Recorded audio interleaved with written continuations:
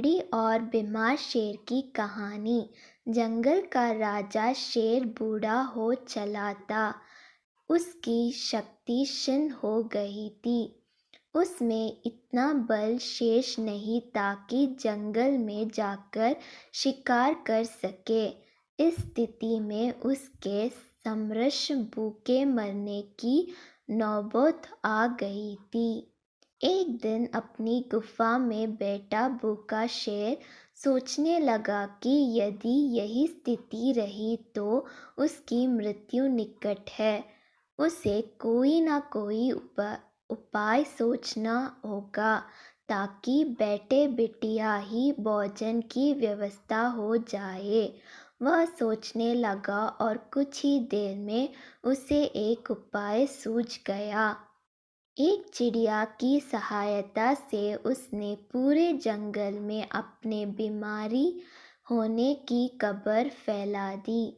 जंगल के राजा शेर के बीमार होने की खबर सुनकर जंगल के जानवर उसका हालचाल पूछने उसके पास पहुंचने लगे। शेर इसी ताक में था।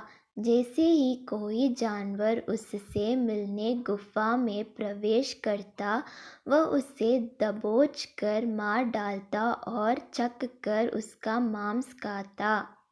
हर दिन कोई ना कोई जानवर उसे देखने आता रहता और शेर को गुफा में ही शिकार हाथ लग जाता। उसके दिन बड़े आराम से गुजरने लगे। अब उसे भोजन के लिए जंगल में भटकने की आवश्यकता नहीं रह गई थी। बिना मेहनत के उसे अपनी ही गुफा में भरपेट भोजन मिलने लगा था। कुछ ही दिनों में वह अच्छा मोटा हो गया। एक सुबह एक लोमड़ी उसे देखने आई। लोमड़ी चालाक थी। वह गुफा के अंदर नहीं गई, बल्कि गुफा के द्वार पर खड़ी ही हो गई। वहीं से उसने शेर से पूछा, वनराज, आपकी तबीयत कैसी है? क्या अब आप अच्छा महसूस कर रहे हैं? कौन हो मित्र, अंदर तो आओ।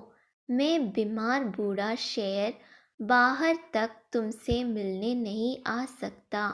मेरी दृष्टि भी कमज़ोर है। मैं तुम्हें यहाँ से ठीक से देख भी नहीं सकता। आओ मेरे पास आओ। मुझसे आखिरी बार मिल लो। मैं कुछ ही दिनों का मेहमान हूँ। शेर ने फुसलाकर लोमड़ी को गुफा के अंदर बुलाने का प्रयत्न किया। शेर के बोलते समय लोमड़ी बड़े ही ध्यान से गुफा के आसपास का नज़ारा ले रही थी। शेर की बात खत्म होते ही वह बोली, वनराज, मुझे क्षमा करें, मैं अंदर नहीं आ सकती।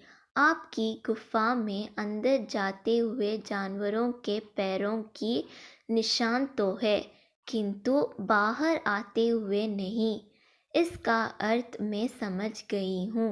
सब कुछ जानते बूझते हुए भी यदि मैं अंदर आ गई तो उस जानवरों की तरह मारी जाऊंगी जिनके पैरों के ये निशान हैं। इसलिए मैं जा रही हूँ।